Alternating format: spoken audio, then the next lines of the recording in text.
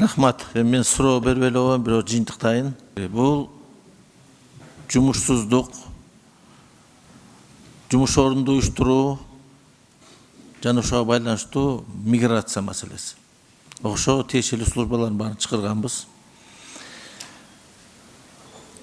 Султанбекова вице-премьер боюнча мен алдын ала сиздерге маалымат берип койсом болмок экен. Жөөлүү себептер менен бир күн мурун маалымат берген. Бүгүн Нарында областтык коллега жүрүп атыптыр, ошого өкмөттөн командировка кетиптир, ошону айтып койсом болмок экен. Ал эми могу миграция маселе боюнча мына бүгүн суроолордон улам жооптордон угуп атам.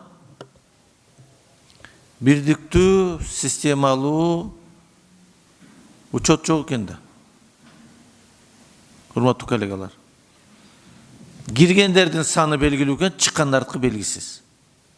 Бул эмне, биз дарбазаны ачып таштадыкпы?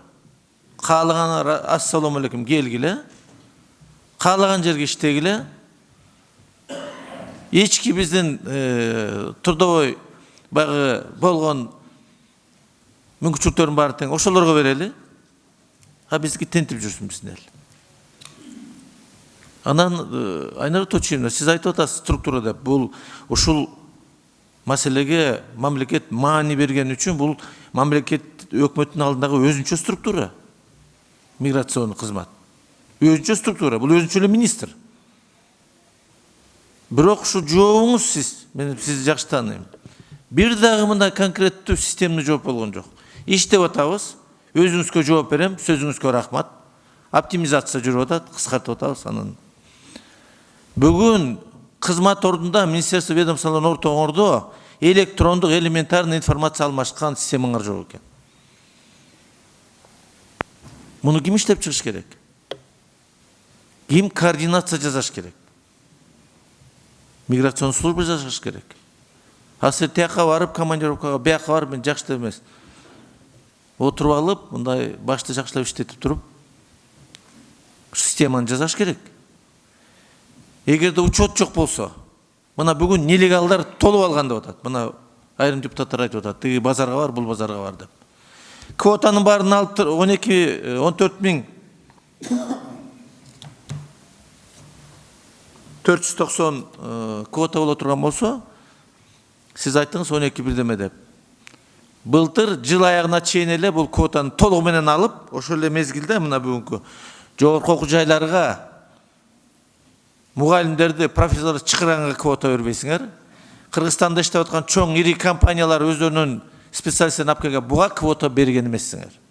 Силер азыр миграционный служба жанагындай ЛЖ фирмалар менен, ортодогу подставной фирмалар менен аффилированный болуп туруп, бүгүн баарын направо-налево квота сатып атасыңар.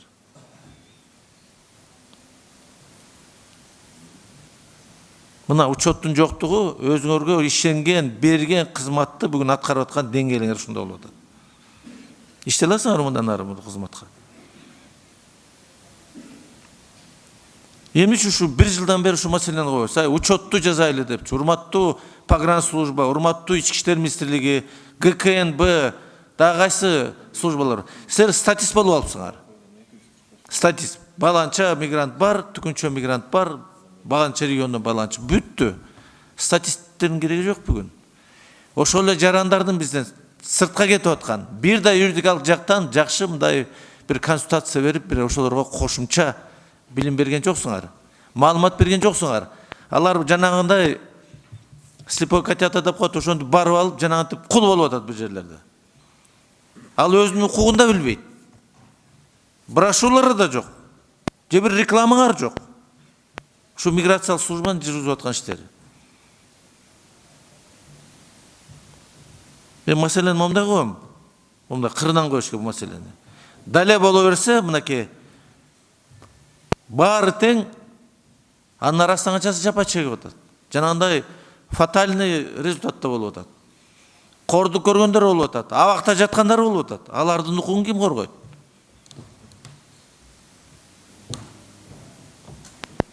Ошонун баары тең бул атайын кызмат да, өкмөттүн алдындагы атайын кызмат миграция боюнча. Ошо сиздин жумушуңуз бүгүн мында канааттандырылып деп дагы баа беришке кыйын. Учет жок болгон жерде бүт бары болот. Каалаган иштин бары болот. Көмүскө ишкенин бары ошол жерде болот. Себеби сураган киши жок бүгүн.